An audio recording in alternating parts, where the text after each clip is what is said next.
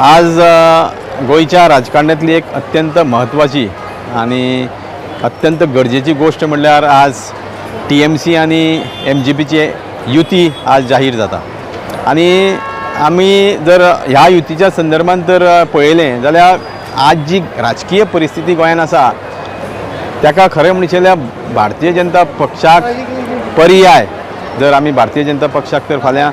defeat करपाक जाय ह्या विधानसभेच्या निवडणुकीक जाल्यार तो पर्याय म्हणजे ही युती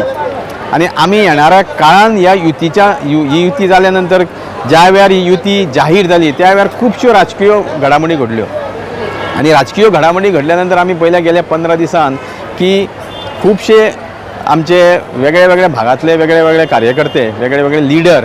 TMC कडेन जॉईन जाले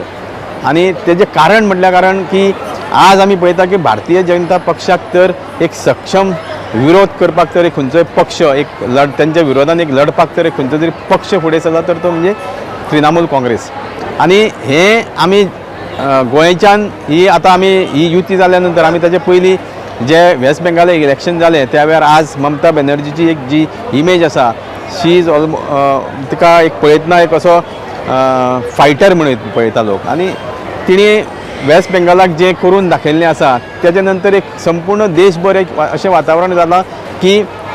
भारतीय जनता पक्षाक तर कोण तरी एक हरयतलो जाल्यार एक सक्षम लिडर जावो खंयच्याय पक्षाक एक तसो नेतृत्व करणारा एक खरतर आनी एक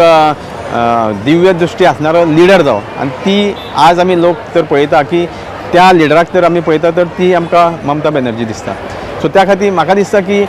ज्या वेळार MG पक्ष आणि आज TMCची युती जाहीर जाता तिचो खरं म्हणचेल्या प्रत्येक गोंयकारांक फायदो जातलो आणि आज ही खरें म्हणचेल्या ह्या युतीची अत्यंत